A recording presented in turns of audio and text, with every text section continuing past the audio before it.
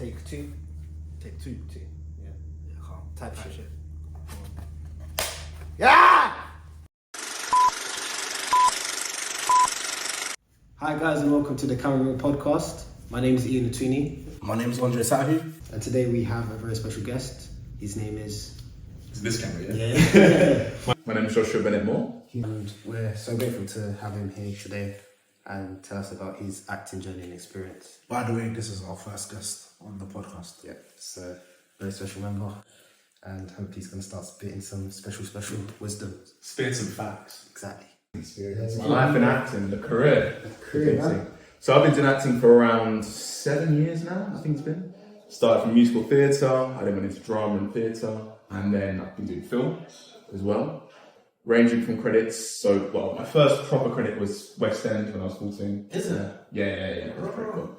And that's kind of where I found my spark. A lot of people like the big spiritual awakening, the thing that told me, okay, I'm going to do this for the rest of my life, truthfully. That was the point. I was like, this isn't a want anymore, this is a need. And when I started putting my life on the line for this career, and yeah, I guess it's kind of snowballed to 15 credits in 1 year last year, and different things here now, so not too bad. So, wait, I want to check if all the cameras are still... So we're talking about... Leads in commercials. Yeah, literally. So, one experience I have with Leeds is, like Joshua was saying, in terms of like having that pressure, that responsibility, it's a lot to take in, but it kind of builds you as an actor. So that's one of the biggest crucial points to see if you can handle it, yes or no, kind of thing. You got the facilities for that being that. literally no. And once you have that confidence in yourself, then it can help open doors to you to explore our facilities. Knowledge is power, as they say. It is indeed.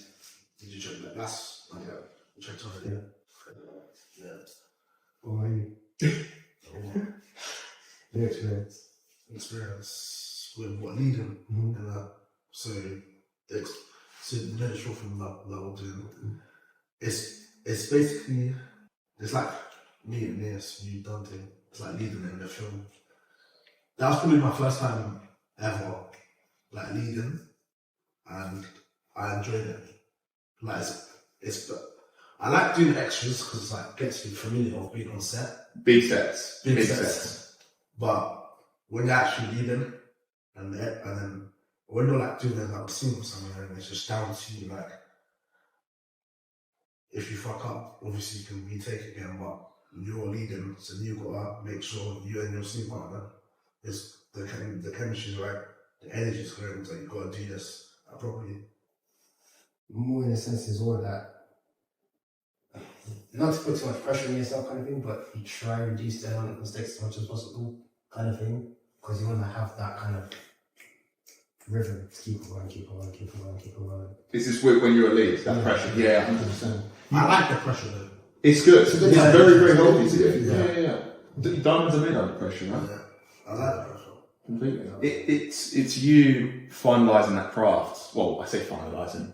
For that project, it's finalising it, and it's the fuel source, isn't it, to boosting it. It makes it exponentially harder for you, especially if with craft, with chemistry, with knowing how to play with things. When you have that pressure makes that exponent, isn't it? So if it's a side, it's going to be 2 times harder with that pressure. If you're a lead, it's 10 times harder. So those craft, those skills, all the different things you've learned, that chemistry, is put through 10 times lessons learned. All that time is invested well. That's why I like short so much, when you can do, because it's almost a loophole in a sense of learning the craft, how much you get out of it. The experience as well is kind of similar. Yeah, it's a watered down version, but it's still, everything's still... But you still learn so much in such a short turnaround with a different crew, with different people. You learn the most of it. This is why I love short term. And you're all leveling up at the same time as well, kind of thing. Completely. You all want to be there. It's like everyone's at the same, like, at the point in time, everyone's at the same level. Yeah. It's not. Do you know what gets me about when you start doing big features as well? So with Red, White and Royal Blue, which was a big feature I did, I couldn't tell you the budget of that, boy. That was 8-9 figures. It was mental. you know, in the film and stuff like that. With that feature, a family is made out of it, especially with TV series. There's a whole family and a whole kingdom there. And with doing daily work, so just 1-2 days at a time, you're like, you're going with this new turf, and everyone goes, what is this person? And they bring their swords up. When you have that family there, it's almost like a cushion, which is what I like about shorts, is you can't create a family in such a little time. The director has his crew, fine, and might have worked on multiple projects, but... What's your take on that? Say again? Directors kind of thing. Because I know directors have their specific crew, cameraman, crew that they want to work on. And you talk about family, but quite recently. What's your stance on that kind of thing? So because there's two different ways of looking at it, right? There's a victim approach of nepotism, you know, which, again, I'm going to go, yeah, not a big fan of it, but I get it, it's unfair. My approach is, what soap do you use when you wash in the shower? What soap? Yeah. I use, I can't actually remember the name. It's like this food soap I use. It's the nice brand. Is it black? Yeah, it's a black one. Yeah, my mum buys that one as well. Is it? Yeah. I thought it's, I completely forgot the name of it off the top of my head. But it's a nice soap, right? Yeah. What soap do you use? It's like some cocoa bar shower gel kind of. Do you know the brand? Or do you want to, you don't want to say it? No, I actually can't remember. I can't remember the brand. For some reason, I think it's like Bayless or something like that. Like, I can't remember. What's yours? Well, sometimes like you know the Lynx shower gel. Lynx shower gel. Yeah, sometimes I use that. You got to explore, right? Gotta explore a little bit. This guy's flipping his. Gotta explore. Why am I going to switch if I know that works? If I know what I'm going to get that result back, if I know I can clean that much dark for me, I can smell that good after, and it's good price, and I've got a source for it, and it's convenient, why am I going to switch? 100%. If I'm a painter, why am I going to switch paint if I know it works? Especially if that's my career. Especially if my presentation's on the line. Especially if it's making me money. Why am I going to switch? That's the same as crew. Is why am I going to try and go for this other person that I've never worked with? And unless it's for an explorative reason, or for trying to, because art's subjective, trying to get a different artistic approach, unless that person I know is trustworthy, why am I going to switch? That's why I don't believe in it. That's why, like, when you go on the sets, you see someone with like similar crew. Similar people, Because, similar crew. they're And trustworthy. camera crew as well, mate. There are best camera crews in the world. I'm Red, White and Royal Blue. The Cam operator did, do you know 1917? Yeah. The one-shot war movie. Yeah. He was Cam on that. That's crazy. Mentor. Same camera crew. All of them. But like, why would you want to switch if that makes you money? I don't get it. I bet the rhythm was very quick as well. Very Absolutely, because they know what to do. like soldiers. You know how you That's a wash very yourself good in the point. shower. That's a very Yeah. good point. That's You know how to use your paint. You know which paint's going to work well. You know exactly what it's going to look like.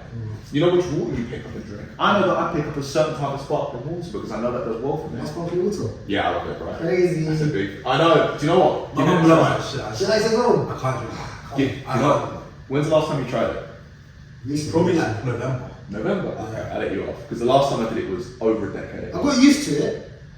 You get used to I it. get used to it. There's like a certain point where Oh, I'm it's just like, so good. if I'm thirsty, I just can't think of the fizziness in my mouth. Do you know what? Surprisingly, if you drink enough of it, well, it's the same as this. You will reduce the thirstiness. You can just survive on sparkling water every single day. I've done that before. I've had got 2 litre bottles from like Iceland or whatever. That's the spring, that helps spring water, which is like 70p a bottle. So good for you, man. So good for you. So, getting, I mean, I don't know if you don't know about tap water and stuff, but that's That's why why I it's dangerous. a lot of fluorine in that stuff. Got filter But water though. stuff like still, what is it, spring water as well? Mountain water, still spring, like mountain water. Good It's stuff. better than mineral. Yeah, it's great. M&S branded as well, yeah, sit down. Sparkling water just has that other edge to it where it kind of, it's like a detoxing as well, which is crazy. But it clears out your stomach and stuff, and you get used to it. But I love that. I know that water's there, so I'm going to go into Iceland and get that water. But why would I want to switch? What's the point for more expensive water for water that doesn't do? Do you get my point? Yeah. And that's the same with crew, it's the same with business, and it's especially true when there's money on the line.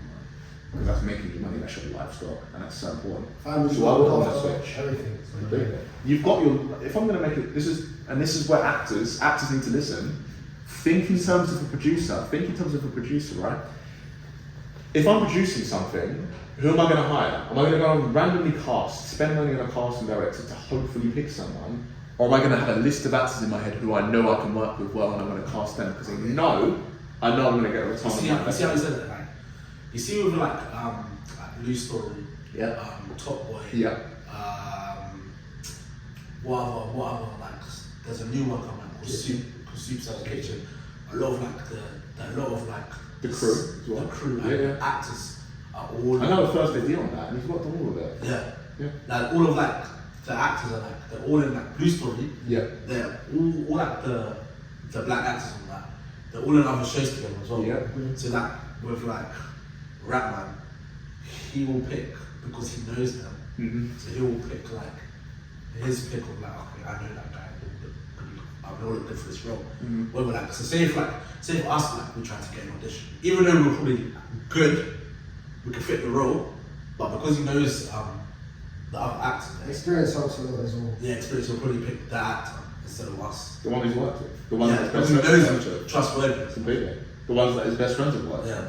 It's the same when it comes to, talk about in the industry, talk about Dr. Dre when it comes to rap. Yeah. Who does he work with? Eminem. But straight away, Eminem. Because that's because he said Instant. Snoop. Yeah. There's not, but he worked with the same people because why? Because he knows how they work. And they're good at what they do. Absolutely, they are It's good. nothing but again. Do you know what the ace up the sleeve as well, which you should bring when it comes to Hollywood, and this is again some more secret sauce, is actually be a good actor. Because networking is what you need to do to get the job. That's what most people are missing, right? Yeah. Once you've got the networking part, once you can build the skills of not just acting, but knowing how the business works, how to sell yourself, how to market yourself. I hope the mic's picking that up so the audience can hear. Learn all those skills that are vital, learning about the skills that you can also learn from religion, spirituality, which we talk about off camera. Those skills are the most important ones out of all of them, by the way. Think outside the box a little bit, think up, looking towards the stars. Once you get all of that, the wild card is that you're actually a good actor. That's the wild card out of all of that, which you might be thinking, well, what do you mean it's the wild card? Surely that's obvious. No, the networking stuff's obvious because that's what's going to get you the next job. But if you're a good actor, that's what people are going to remember for life. For life. And For then everything audience else will sort experience. itself out, to be honest. Completely. What's the right person to find you? Well, Nice. what? Again, the reason why the bird isn't not again. This is a new quote, but the reason why the bird isn't afraid of the branch breaking is not because he knows when it's going to break. It's because he's got the wings to take him up to the next one. Just kind of just. And that's what skill set is you should be able to go and say, okay, I learned skills in the UK.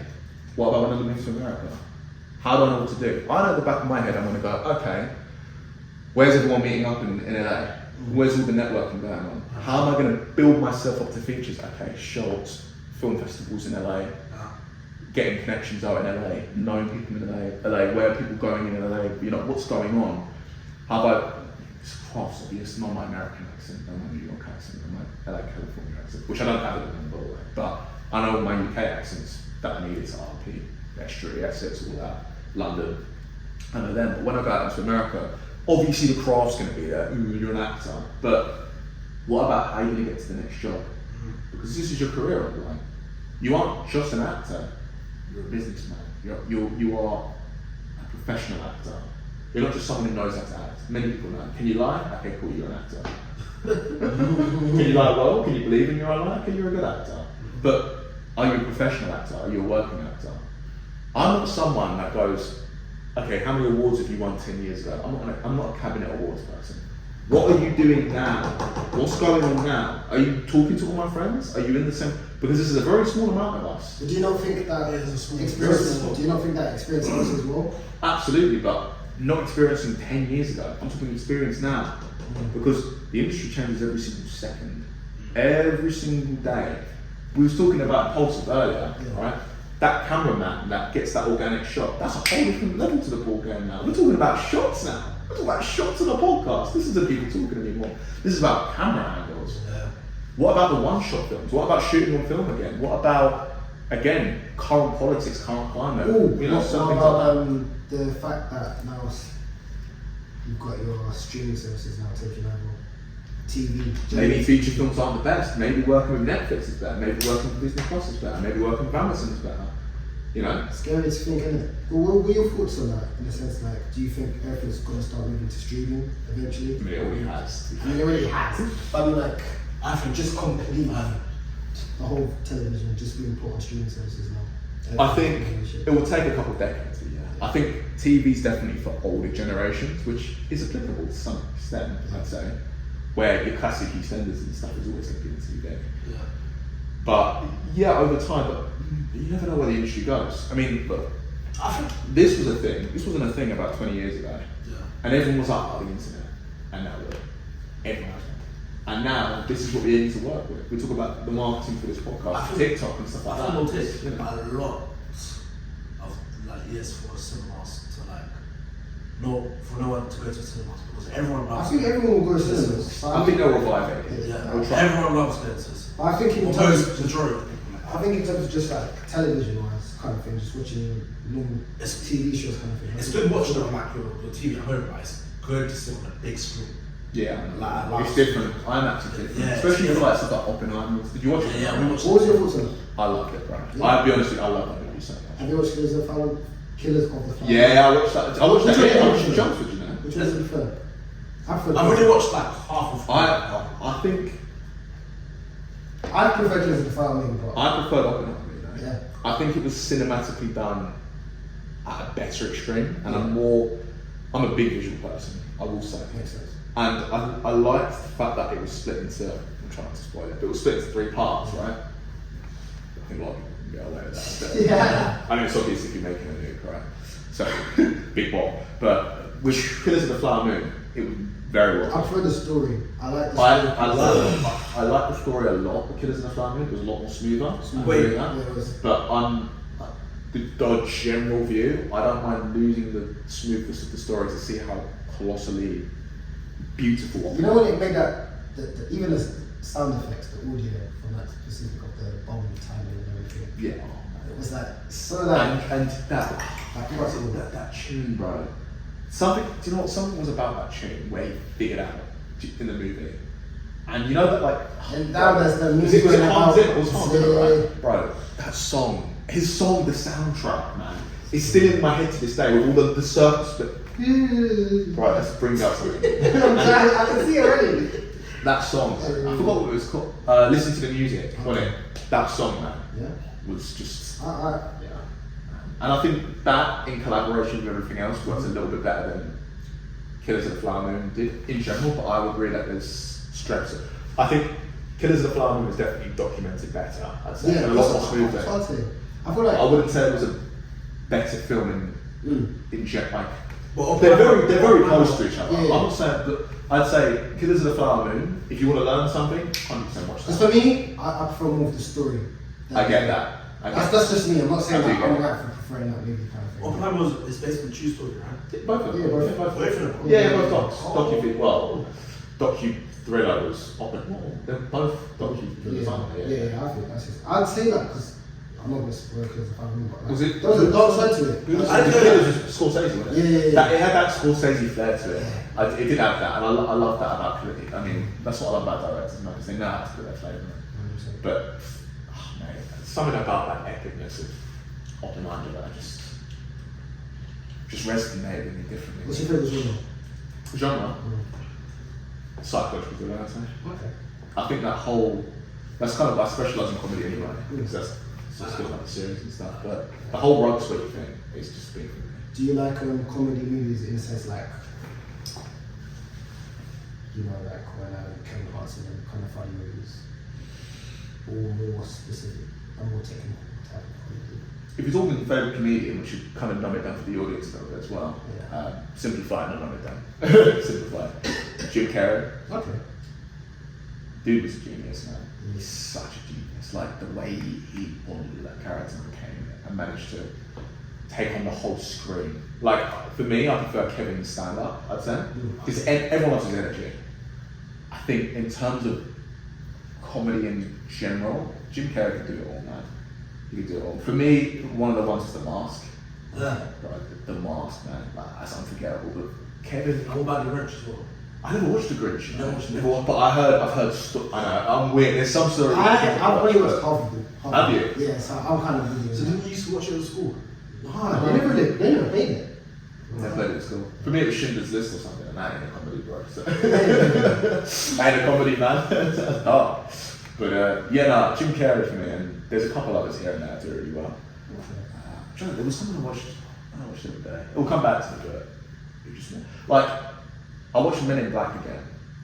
That was so funny, man. There was something about those like, would you know what black comedies? You know, like black people comedies. Like just back to you watch like the Blue Streak. Yeah. Well, about the diamond. That was so funny, man. It was so like the old 90s to old, no, like 90s. Yeah, late 90s. Bro, So what can the black people doing comedy back then, it was just. And you know what's so brilliant about this type of movies? It's just sometimes you can tell it's just them. Yeah. So like, It's that's so just organic. funny. What would you say? That's what What would you organic. say is the best black comedy TV series of all time? I'm a TV massive series? Yes. TV series. From any period. Are you gonna say Prince or not? Prince. Fresh Prince. Nah. My wife and kids. Definitely. That's I need to watch more. For me, it was- I don't I know. like Blackish as well. Okay, For this generation, I think they do really well. What's- Blackish is kind of like a sitcom, like TV series. Oh yeah.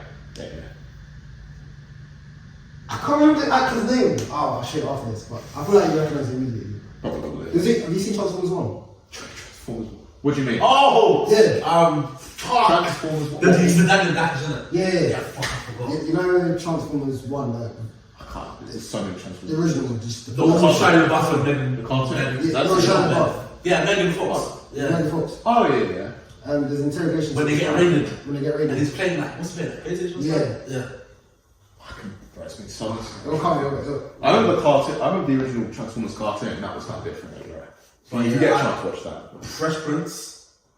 It was good. But No, not Fresh Prince. It was sitcom, wasn't it? Yeah, not Fresh Prince. My Wife My and wife Kids and Kids. is the best black TV series. I think. I like Michael. Mike, wasn't Damien Wayne? Yeah. He's a genius. His son is He's a genius. His son came with New Girl. Is it? Yeah. That's another sitcom. Fly, this is the new guest in the podcast. Is it? Well, Nat, what is that? A little mosquito or something? I'm gonna ask something quite deep. Ooh. In terms of you've gone through your experiences in the industry, you've had your ups and downs, you're still very young, we all have like a long way to go kind of thing. Where do you particularly inspire to be within, let's say, the next 10 years kind of thing? What's That's a good question. because you said you want to be a director, right? At one point, kind of thing. Yeah. So maybe not in the next 10 years, But like, but like, if I say like the next 20 years, okay. I'd look at Right, don't overshoot it. That's Don't overshoot. limit yourself. You never know. How long have you been acting for?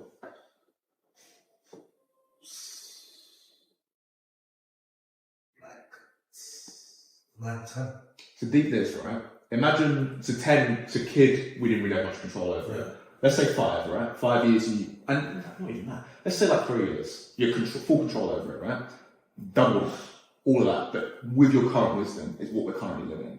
So with that in mind, with that pace, do you really think it's going to take 20 years? Do you think it'll be less time than that to be a director? Because I'd say, if you're saying director in 20, I'd put that in, I'd say 5 years for you, bro. Maybe even less than that. Because a year's a long time. That's true. A year's a very long time. And we know a lot of people as well, you know. Yeah, that's true. And you don't compare as well, like, we're on very different journeys too. Most people want to drop out of acting when they do it. But if you know you're going to be able to do it, What's your thoughts on that? what do you mean? Dropping out of acting? Yeah. Did that ever scare Probably a you? great actor. Probably a brilliant actor. Did that ever like scare you when you first joined it, kind of thing? Because everyone always talks about like, I mean, women identity, and they'll tell us like a lot. Majority of people aren't gonna. Oh, yeah. Based on statistics, kind of whatever. What was your thoughts on that kind of thing when researching about acting?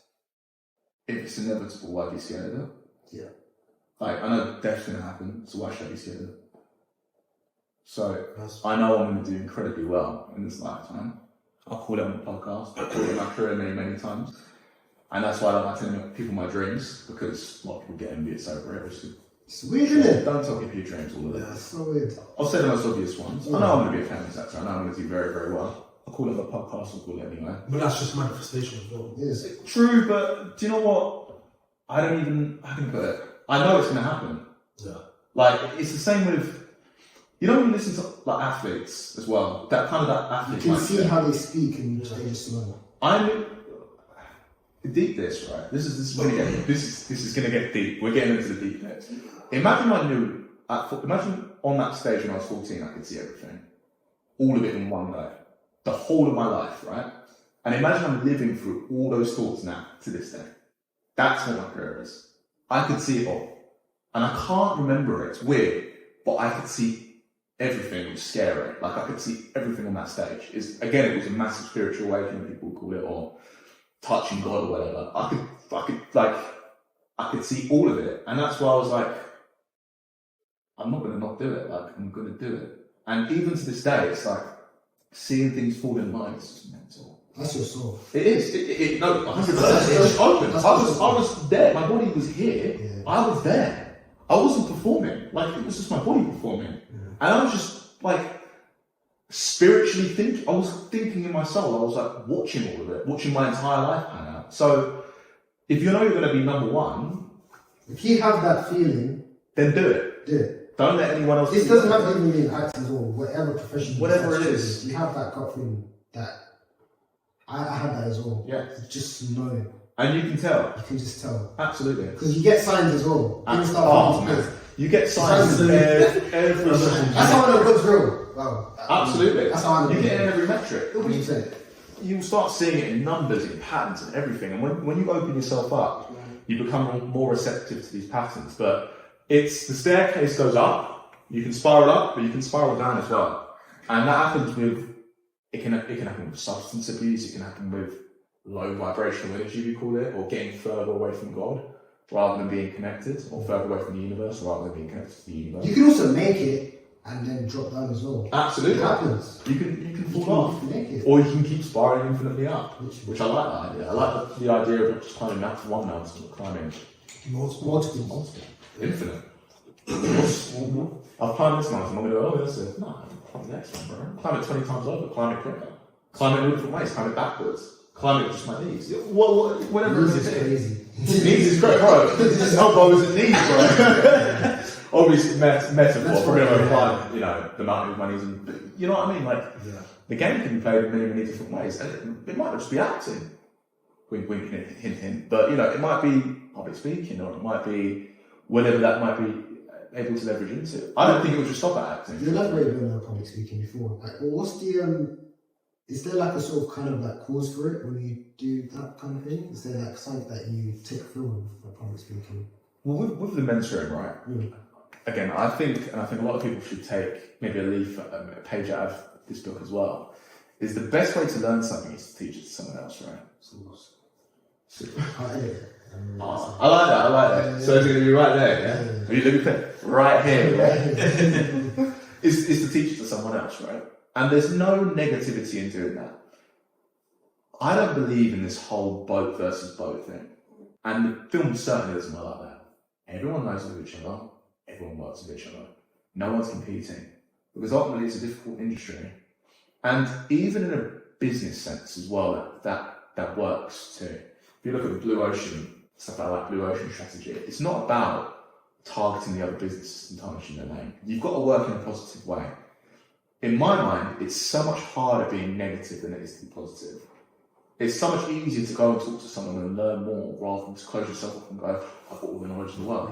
They often say, if you meet someone that's smart, don't compete against them, work with them. Because you're going to learn more, you're going to grow. And that is how a career works, is to be open like that, to not shut down negativity. So, I completely forgot the question that we were saying, but... Basically, it's just like public speaking. Yeah, so thank you for reminding me. So with public speaking, when you've got I know how to do my one-to-ones, I know how to speak to people, speak to an audience even. Yeah, speak to us. Speak on a podcast, which is the new thing now. Let's take it to stage. And actually, that's stage, theatre, speaking, it all connects. And it's definitely something I'm destined to do. And I've done times at networking events talking about my near-death experiences, dying, or almost dying, not dying just yet. I'll talk about that next life, but and where I found my spark and different things here, and the first credit I ever had. Why not take it to stage? Why not motivate people that want to be on that? Why not influence the people that know they've got it deep inside of them, but people pretend that they can't do it? Because I'll be honest with you, when I was 14, not a single person told me I could do it, apart from, and even this at times didn't tell me I could do it. Even this and this body and this mind told me not to, but he was like, "No, you'll do it. You'll do it." And I had to just listen. And I did listen, and it's all panned out. And luck will bend. The universe will bend, man. The universe, in a sense, reality itself it's not the same for everyone. And it will bend. It will bend and twist. Train barriers will be open for you when they shouldn't be open. You know, luck will bend in weird ways that you never imagined it will just work. It's networking, getting a whole commercial out of it. Like I said, I'm not too sure if it's on the podcast, but networking and getting a whole commercial out of it. Like, what's the chances of that? Exactly when I needed it as well. It's just the moment I was about to go, I can't do this anymore. Bang! Commercial, streak of I jobs. love those type of stories though. Yeah. When someone's about to like, that is my whole career, man. and they just like Every year. struggling, and then It's a war. like this comes. It's a war. I've got to put my life on the line for it. All my money and all my relationships and all my friends. And I've done it multiple times because I know I needed to do it. Because it's what makes you happy. Do you know what? It's not even about what makes you happy, because a lot of things can, Yeah. and a lot of bad things can, and a lot of the evil things will do. Sure. It's what you're destined to do. You think? Yeah, it's what's calling you. Mm. Because ultimately, happy is just a byproduct of that. Okay. You know, emotions can be controlled very easily. Mm. You know, I like your fresh trim, looks nice. Look at the smile. Look at the way that's up. That made me happy. So does that mean he deserves compliments all the time? Oh, yeah. No. But was it a well-deserved compliment? Yeah. I think he worked for that compliment. He put the effort in. But you're not going to get compliments all the time. Dopamine's a big thing with that. It's like you want to be able to have full control over that. So maybe not going for things that make you happy, but something that's deeper than that. Okay. You know? That's a very good way of looking at it. What you're destined for. Yeah. Which a lot of people on this podcast will listen to. So if you know you're destined for it, go and do it already. Because you need to. I've got That's mad, isn't it? got this question. What's one thing that you've taken from your acting experience that you would like to share with the audience, or something that you felt deep in yourself? You don't have to. That you're like, yeah, this is what I've learned. So this is the best thing that could happen. I definitely had a near-death experience, so again, there wasn't a single person that told me I could do it. And I had to go through almost dying, which not many people know about, not my parents know about. I had to go through almost dying and having to listen to that before realising, which I'll get into another time, a cliffhanger, before realising I need to do it. And truthfully, I had to wage up my head after days of migraines and depression and stuff like that, which I don't like speaking about, but you know what, it's something. I had to go, am I going to believe the millions of people that are saying I can't do it? Or am I going to believe the thing that kept me alive? And truthfully, what's more important? Millions of people saying you can't do it, or the thing that kept me alive? I'm just going to the thing that kept me alive. And that was my soul speaking to me. And all I'm going to say to the audience is, please do not let a near-death experience, almost you dying, which for some of you it might be, but please do not let that happen before you go, okay, I'm going to listen. Because you need to listen already, man. And it ain't going to be the people around you. It's going to be the spirit. And you know what it is deep inside of you. Unclog it, diagnose what it is, and listen to it. And set yourself free. It's the truth will set you free. And that's what I've learned. That's a beautiful way of putting it. You're a good talker, like you, first of all. Matching actor. Yeah. It's easy to listen to you. Thanks, man. I mean, yeah, it's just my life, man. Again, if you saw 14-year-old me, you would never believe it. You would never believe it. This is a very introverted young boy before, and now it's now different. I'm just happy to see you doing really well now. Yeah, man. And hopefully now, probably by the next episode when you come in next time for next season. Yeah. Something will be out. Why did I do well? Because I listened to my spirit. Yeah. Listen to my soul. Listen to God. Listen to you guys. Listen to it already. Alright, guys, thank you so much for listening to this episode, and we hope to see you in the next one. We out. Peace. Free your mind. You're lost, brother. Do you podcast? You'd be perfect on my podcast. You're late. Time is short, fam. I can tell you're not from around here. What do you do, Mr. Daniel. Yeah, you're right. Step correct. I'm from wherever I am, whenever I'm there. If you don't know where you're from, how do you know where you're going? Azra, where am I going? I actually fucking don't know where I'm going. That's the funny thing. Where are you really from? You cannot find me, no can define me, rocking this body, yeah, yeah, yeah.